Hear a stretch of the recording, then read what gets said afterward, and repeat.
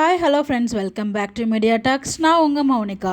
So இன்றைக்கி எபிசோட்லேயே பார்த்தீங்கன்னா வச்சுங்களேன், நம்ம காவேரி அம்மா பேசுனது எனக்கு ரொம்பவே வருத்தமாக தான் இருந்துச்சு. ஸோ இதில் நம்ம கங்கா கூட வந்து அவங்க அம்மா அப்படியே நெக்ஸ்ட் அவளுக்கு என்ன பண்ணலாங்கிறத யோசிப்போம், இதோட இந்த டாப்பிக்கை விடுங்க அப்படிங்கிற மாதிரி வந்து கொஞ்சம் சமாதானமாக பேச வந்தாங்க. பட் ஆனால் அவங்க அம்மா இதுக்கப்புறம் அந்த பையன் கூட வாழவே கூடாது அப்படிங்கிற மாதிரி ஒரு அம்மா வந்து இந்தளவுக்கு யோசிக்கவே கூடாது. அந்த பிரச்சனை என்னவோ அதை சால்வ் பண்ணும்.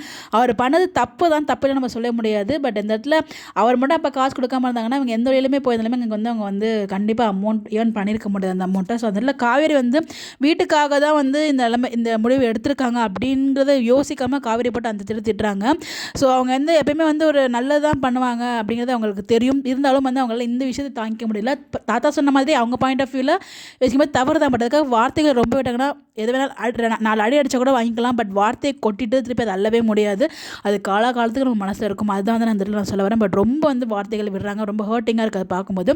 விஜய் வந்து எவ்வளவோ அவர் பண்ணது தப்பு தாங்கிறத அவர் சொல்கிறார். நான் பண்ண ஒரே ஒரு தப்பு அந்த இது மட்டும் தான், கான்ட்ராக்ட் போட்டது மட்டும் தான். பட் அவங்க சொல்ல வராங்க. பட் அவங்க என்ன பேசுகிறாங்க அவங்க காது கொடுத்து கேட்குற லெவலுக்கு இவங்க தயாராக இல்லை.